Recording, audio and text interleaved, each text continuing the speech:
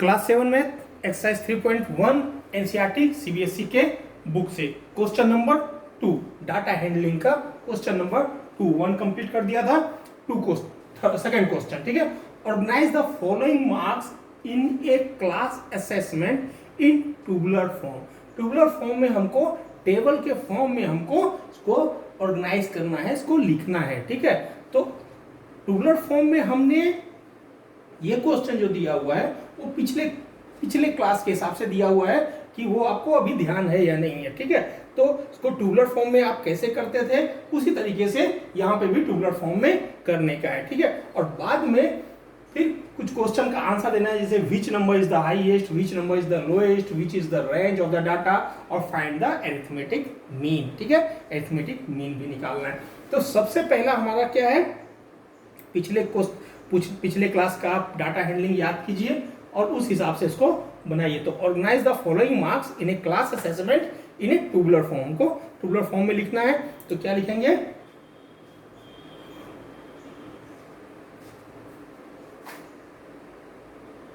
Marks obtained,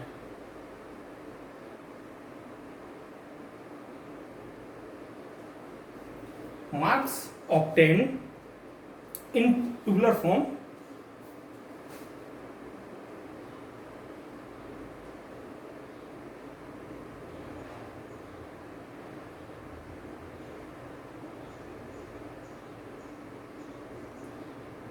is as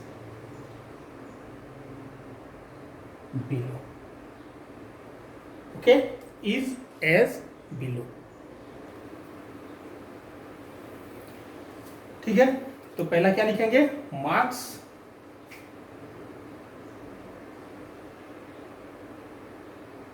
table आप बना लीजिए, ठीक है। पहला क्या लिखेंगे, मार्क्स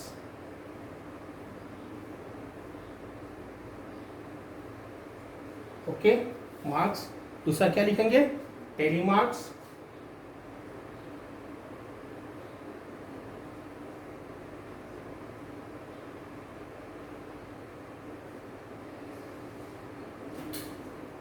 टेली मार्क्स। और तीसरा क्या लिखेंगे, फ्रीक्वेंसी।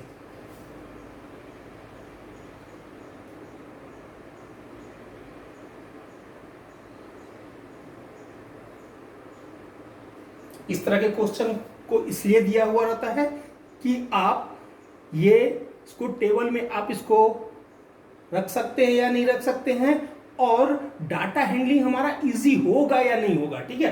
डाटा हैंडलिंग को इजी करने के लिए ये सब किया हुआ है ताकि आप डाटा हैंडलिंग इजी कर सके, इजीली आप देख के समझ सके। हाँ, हमारा मेन उद्देश्य क्या है, हमारा मेन उद्देश्य है हाईएस्ट नंबर, लोएस्ट नंबर, इन जो रेंज है और जो अरिथमेटिक मीन है, उसको रेंज और अरिथमेटिक मीन तो हम देख के फिर भी निकाल लेंगे, लेकिन हाईएस्ट और लोएस्ट नंबर के लिए भी हमको डाटा हैंडलिंग टूबुलर फॉर्म में डालना तो पड़ेगा। तो हमको क्या होगा, इजीली हम बता सकते हैं कि हाँ, ये बहुत सारे क्वेश्चन उसमें से निकलेंगे, बहुत सारे आंसर टूबुलर फॉर्म में सीधा सीधा हमको पता चल जाएगा, ठीक है। तो इसलिए हम इसको टूबुलर फॉर्म में डालते हैं, ठीक है। तो ये हो गया। अब ये पहला, दूसरा, ठीक है। मार्क्स, टेली मार्क्स और फ्रीक्वेंसी ऐसा ही करते थे पिछले क्लास में, आपको ध्यान होगा, ठीक है। अब नंबर को आप 1 by 1 चालू करिए। इसमें सबसे छोटा नंबर क्या है, 1 है, 1 है सबसे छोटा नंबर, ठीक है। बाद में क्या है, 2 भी है, बाद में क्या है, 3 भी है, ठीक है। बाद में 4 भी है, फिर 5 भी है 5, फिर 6 भी दिख रहा है यहाँ पे, फिर 7 भी दिख रहा है यहाँ पे, ठीक है। बाद में 7 दिखा और 8 दिख रहा है यहाँ पे, 8 भी दिखा हमको, 8 लिख दिए। फिर 9 दिखा, इसमें 9 भी दिख गया हमको, ठीक है। इसमें 0 कहीं दिखा नहीं तो 0 हमने लिखा नहीं, और क्या बोलते हैं, 2 डिजिट के कोई भी नंबर नहीं है इसमें, ठीक है। तो 10 तो इसमें होगा ही नहीं क्योंकि 2 डिजिट के सारे 1 डिजिट के नंबर है। तो 1 से लेके 9 तक ही है वो हमको पता चल गया इसमें, ठीक है। अब ये देखना है कि 1 कितने बार आया है। ये 1 है, ये नहीं है, ये भी 1 नहीं है, ये नहीं है, नहीं है, नहीं है, नहीं है, ये 1 टाइम यहाँ आया, फिर 1 नहीं आया। तो हम आई से, ठीक है, आई लाइन से, ठीक है, हम इसको रिप्रेजेंट करते हैं ऐसा, ठीक है, आई लाइन से रिप्रेजेंट करते हैं। और बाद में जो नंबर 4 नंबर तक आई लाइन करते हैं और उसके बाद 5th नंबर में हम क्या करते हैं, इसको कटिंग कर देते हैं, ठीक है। इस तरह से हम कटिंग करते हैं, पता चलता है ये जो ग्रुप है 5 का ग्रुप है, ठीक है। तो 5 के ग्रुप बनाते हैं, इजीली हमको समझ में आ जाता है, ठीक है। तो 1 ओनली 1 टाइम है, इसलिए इसको 1 लिख दिया। अच्छा, ये कितने बार आया, तो 1 बार आया, ठीक है। एक ही आई है तो 1 लिख दिए। फ्रीक्वेंसी कितना हो गया, 1 हो गया, ठीक है। अब 2 का लेते हैं, ये 2 है, 2 2 2 2, ये रहा 2, ठीक है। तो ये हमारा 2 है, ये हमारा 2 है, 2 बार हुआ और 2 नहीं है, ठीक है। तो 1 2 टाइम 2 लिख दिए। वैल्यू कितना आया, 2 आया, ठीक है। अब 3 कितने बार है, तो 1 टाइम 3 है, 1 टाइम हुआ। 3 जो है वो ओनली 1 टाइम ही है, ठीक है। तो 1 टाइम 3, और यहाँ पे क्या लिख दिया हमने, 1, ओके। 3 सिर्फ 1 टाइम ही है तो 1 लिख दिया। 4 कितने टाइम है, 1 टाइम 4 है, और फिर 4 2 टाइम 4 है, 2 टाइम 4 के बाद 3 टाइम 4 है, ठीक है। तो 4 के आगे 1 2 3 टाइम लिख दिया, ठीक है। 3 टाइम 4 है, कितना वैल्यू हो गया, 3, ठीक है। उसके बाद 5 कितने टाइम है, तो 5 1 time, 2 time, 3 time, 5 4 time, 4 time, 5 time, 5 time, 5 time है 5, तो 5 टाइम 1 2 3 4 और 5, ठीक है। 5th लाइन जो होगा वो क्रॉस में होगा, पिछले साल आपने पढ़ा होगा। तो टोटल कितने हो गए, 5 नंबर जो है, 5 जो है 5 नंबर है, ठीक है। उसके बाद 6 कितने बार है, तो 6 है 1 टाइम, 6 फिर 6 है 2 टाइम, 6 है फिर 3 टाइम, फिर 4 टाइम है 6 कितने टाइम है, 1 2 3 4, ठीक है। आई लाइन से हम इसको डिनोट करते हैं, तो 4 टाइम हो गया। फिर 7 कितने टाइम है, 7 कितने टाइम है, 1 टाइम, ओके। 7 कितने टाइम है, 1 टाइम और 2 टाइम, ओके। 7 जो है वो 1 और 2 कितने टाइम है, 2 टाइम है, ठीक है। 7 2 टाइम हो गया। 8 कितने टाइम है, ये हमारा ये कंप्लीट, ये कंप्लीट, ये पूरा यहाँ से यहाँ तक कंप्लीट है, बचाइए ये रहा 8, ओके। 8 कितने टाइम है, 1 टाइम है, कितना लिखा, 1, ठीक है। और 9 कितना टाइम है, ये पूरा कंप्लीट हो गया है, ठीक है। 9 1 टाइम है, पूरा कंप्लीट हो गया, ठीक है। हमको पता भी चल गया कि हमारा पूरा कंप्लीट हो गया, ठीक है। सब में निशान लग गया, सब में साइन हमने लगा दिया है, ठीक है। तो 9 भी, 8 भी 1 टाइम है और 9 भी 1 टाइम है, ठीक है। तो ये आपका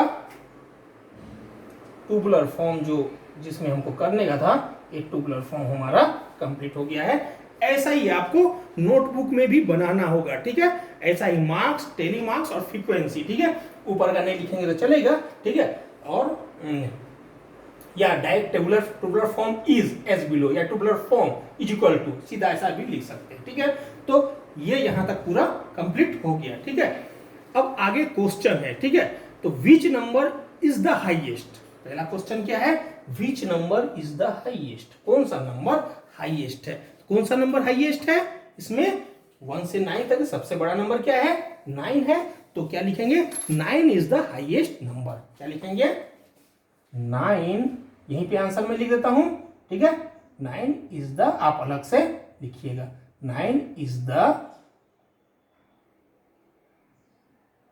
highest, 9 is the highest number, ठीक है। 9 इज द हाईएस्ट नंबर, ठीक है। क्वेश्चन नंबर 1 कंप्लीट हो गया। सेकंड क्या है, which is the lowest number. ठीक है, इसको मैं मिटा देता हूं जगह के लिए।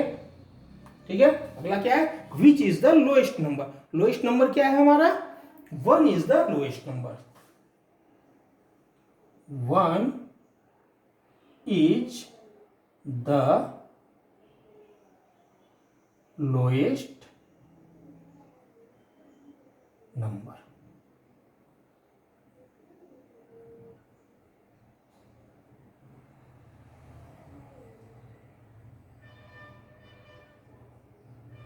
ठीक है, 1 इज द लोएस्ट नंबर। सबसे छोटा नंबर क्या है, 1 है। ठीक है, मार्क्स में 9 मार्क्स मैक्सिमम है और 1 मार्क्स जो है मिनिमम है, तो लोएस्ट नंबर अपना 1 है। ठीक है, which is the range of the data. Data का रेंज क्या है। ठीक है, अगला क्वेश्चन क्या है, which is the range of data. और रेंज ऑफ डाटा हम कैसे निकालते हैं, रेंज ऑफ डाटा जो निकालते हैं,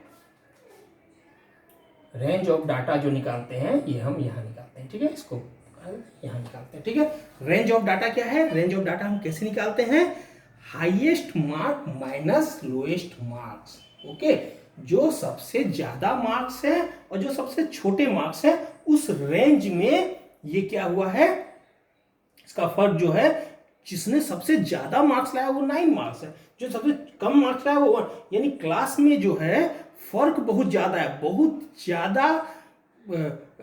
एक स्टूडेंट ऐसा है जो बहुत कम जानता है, बहुत कम पढ़ाई करता है, बहुत कम टाइम देता है पढ़ने के लिए। इससे रेंज से हमको ये पता चलता है कि कितना फर्क है क्लास में। एक ही क्लास में एक बच्चा 9 मार्क्स ला रहा है और एक बच्चा 1 मार्क्स ला रहा है। यदि रेंज हमने बता दिया तो रेंज से हमको ये पता चला कि क्लास में कितना फर्क है बच्चों में। ठीक है, कोई पढ़ ही नहीं रहा है और कोई बहुत ज्यादा पढ़ रहा है, ऐसा। ठीक है, तो रेंज से इसका पता चलता है। तो what is the range of the data, क्या होगा, range of the data equal to, में आएगा नहीं, मैं इसको मिटा देता हूं। ठीक है, इसको मैं मिटा देता हूं।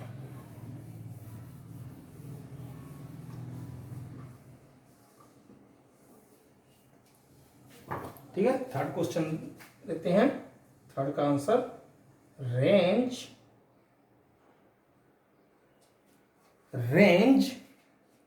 of the data is equal to range of the data is equal to क्या होता है, highest marks minus lowest marks. Highest minus lowest होता है h minus L. Okay, h minus L. यदि आपको वर्ड समझ में नहीं आए, हाईएस्ट और लोएस्ट तो आपको लिखना ही लिखना है। यदि अगला जैसे मार्क्स मैंने लिखा, फिर हाइट लिखा, ठीक है, उसमें से वर्ड एक निकाल के उसका यूज किया मैंने। ठीक है, यदि नहीं आता है तो आप डायरेक्ट हाईएस्ट माइनस लोएस्ट लिख सकते हैं। ठीक है, तो लिखेंगे तो इसका आदत आपको होगा कि हाँ, धीरे धीरे आपको समझ में भी आएगा और इसका हैबिट भी लग जाएगा। ठीक है, तो क्या है, highest marks minus lowest marks,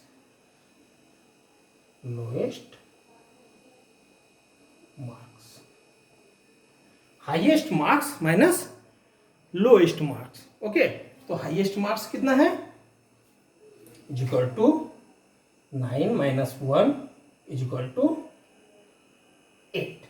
ठीक है, तो what is the range of the data, range of the data is range of the data is 8 marks। बहुत ज्यादा फर्क है, बहुत ज्यादा। ठीक है, तो range of the data is 8 marks. ठीक है, अब आखिरी क्या है, find the arithmetic mean. Fourth question है एरिथमेटिक मीन निकालने के लिए। तो एरिथमेटिक मीन क्या होता है, सॉल्यूशन फोर्थ का, ठीक है, एरिथमेटिक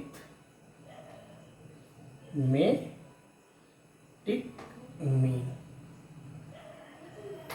एरिथमेटिक मीन क्या होता है कि जितने भी डाटा हैं, हमने जितने डाटा कलेक्ट किए उतने डाटा को उतने ही नंबर से, ठीक है, जितने टाइम्स वो आया उतने ही नंबर से हम यदि डिवाइड कर दें तो एरिथमेटिक मीन निकल जाएगा। ठीक है, जैसे आपके क्लास में किसी ने 2 मार्क्स ऑब्टेन किया और एक स्टूडेंट ने 12 मार्क्स ऑब्टेन किया, ठीक है।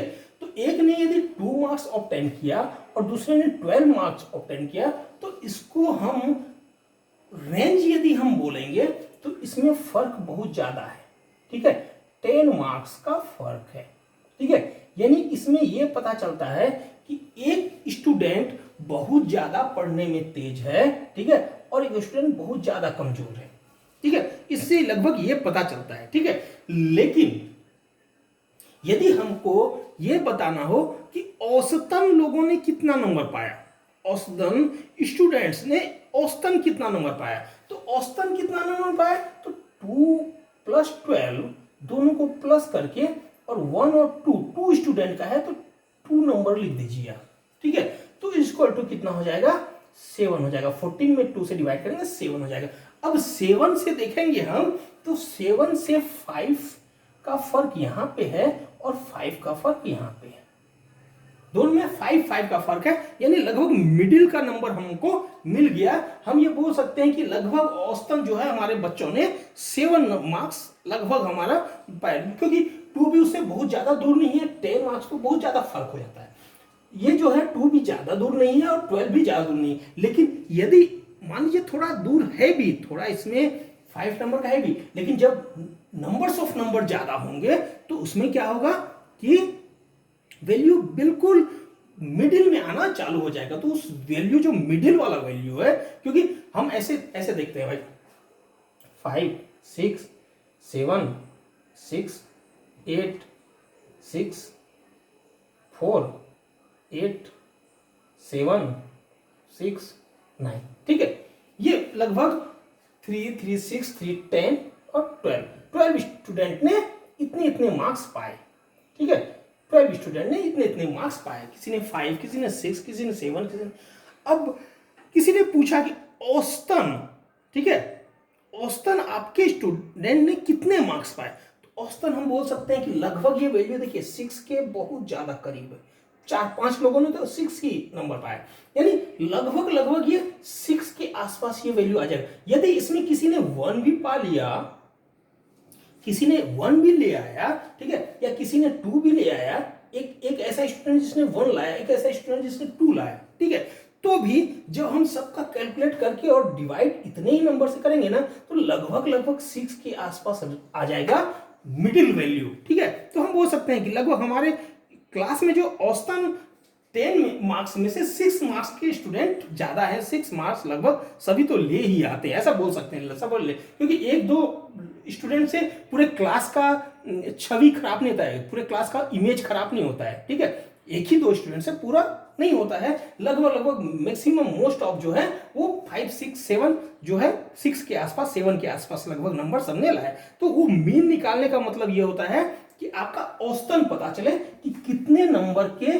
जो आपका जो मेहनत है वो बच्चों पर कितना इफेक्ट कर रहा है, ठीक है। यदि सबने 9 10 9 10 9 10 सबने लाया, अभी एक ने 1 लाया और 9 10 लाया, फिर दूसरे 9 और 10 लाया, तीसरे ने 10 लाया, चौथे ने 10 लाया, फिफ्थ ने 9 लाया, तो लगभग हम बोल सकते हैं हमारे क्लास में जीनियस स्टूडेंट्स बहुत सारे हैं। यदि कोई पूछेगा तो हम क्या बोलेंगे, 9.5 या सीधा 9 बोल सकते हैं या 10 बोल सकते हैं, ठीक है। तो डिवाइड करेंगे तो लगभग 10 के आसपास वैल्यू आ जाएगा या 9 के आसपास वैल्यू आ जाएगा। तो हम ये बोल सकते हैं कि एक स्टूडेंट ने भले 1 पाया, लेकिन लगभग हम बोल सकते हैं कि हमारे क्लास में जो है 9 मार्क्स औसतन हमारा क्लास में सभी स्टूडेंट का 9 मार्क्स औसतन रहता ही रहता है, ठीक है। तो मीन जो है वो यही चीज है कि क्लास के इमेज को बताता है, ठीक है। और इसमें रेंज देखिए तो रेंज तो 9 आया, कितने ज्यादा का फर्क है। रेंज से हमको ये पता चलता है कितने ज्यादा का फर्क है, 9 का फर्क है। एक स्टूडेंट बहुत मतलब 9 का रेंज, यदि किसी ने बोल दिया कि 9 का रेंज है हमारे स्टूडेंट में, इसका मतलब क्या हुआ कि एक स्टूडेंट बहुत कमजोर है और एक स्टूडेंट बहुत तेज है। तो रेंज से एक्चुअल पता नहीं चलता है, एक्चुअल पता अपने को मीन से पता चलता है, ठीक है।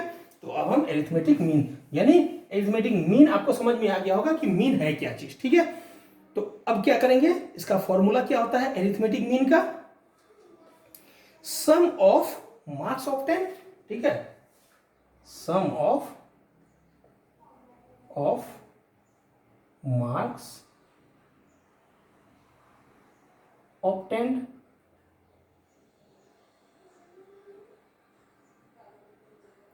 Divide by sum of marks obtain, ठीक है, जितने मार्क्स ऑब्टेन हुए हैं 4 6 7 5 जितने मार्क्स ऑब्टेन हुए वो उसके पूरे के सम, पूरे के प्लस, ठीक है, और बाय नंबर ऑफ स्टूडेंट, कितने स्टूडेंट्स में शामिल हुए, ठीक है, या नंबर ऑफ ऑब्जर्वेशन, एक वर्ड है नंबर ऑफ ऑब्जर्वेशन, यदि आपको ध्यान नहीं हो तो नंबर ऑफ ऑब्जर्वेशन सब में लिख सकते हैं, नंबर ऑफ ऑब्जर्वेशन, ठीक है, ये इसका फॉर्मूला ही है, ठीक है, सम ऑफ ऑब्जर्वेशन, यहां पे आप लिखिए सम ऑफ मार्क्स ऑब्टेन नहीं, सम ऑफ ऑब्जर्वेशन,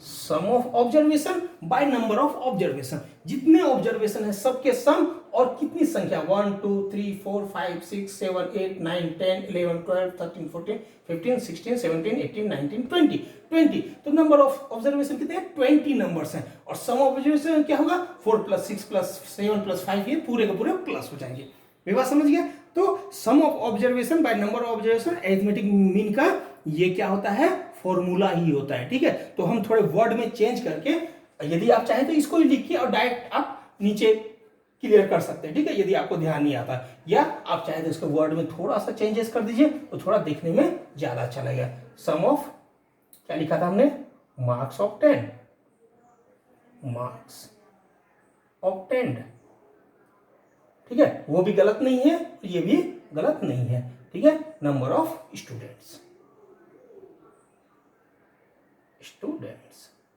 क्योंकि मार्क्स ऑब्टेन किसने किया, तो स्टूडेंट ने ही किया होगा, क्लास असेसमेंट का टेस्ट हुआ तो मार्क्स किसने ऑब्टेन किया, तो नंबर ऑफ स्टूडेंट्स ही है वो, ठीक है। तो इक्वल टू क्या हो जाएगा, सम करना है, कीजिए 4 + 6 + 7 + 5, ओके, प्लस 35 45 3 5 4 5, ओके।